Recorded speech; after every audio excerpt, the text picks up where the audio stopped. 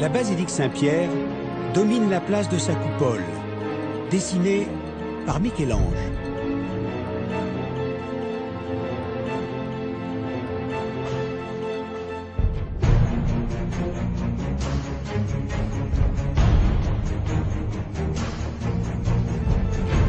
Construite à partir du XVIe siècle, ses dimensions sont colossales. C'est la mère de toutes les églises.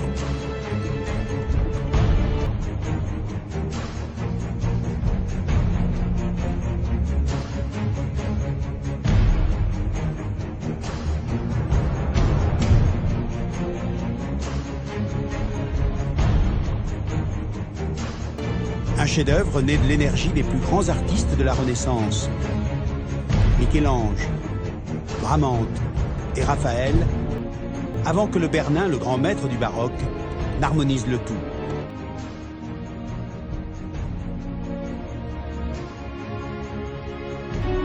Voici l'espace le plus sacré de la basilique, la confession de Saint-Pierre, délimitée par une rangée de lampes qui brûlent jour et nuit. Son histoire remonte au 1er siècle. Rome s'étend alors jusqu'au Tibre. De l'autre côté du fleuve, s'ouvre une plaine surmontée de la colline du Vatican. C'est là que se dresse le cirque de Néron. Il est le théâtre des grandes persécutions chrétiennes ordonnées par cet empereur romain en 64 après Jésus-Christ. La tradition catholique raconte que c'est ici, au pied de l'obélisque, que Pierre aurait été crucifié, la tête en bas, puis enterré dans une nécropole toute proche. 2 siècles et demi plus tard, l'empereur Constantin se convertit au christianisme.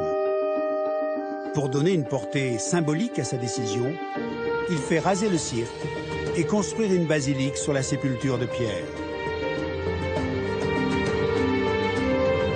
Voici à quoi ressemblait la basilique Saint-Pierre jusqu'au début du XVIe siècle. Elle était précédée d'une grande cour au centre de laquelle se trouvait une fontaine à ablution décorée d'une pomme de pin.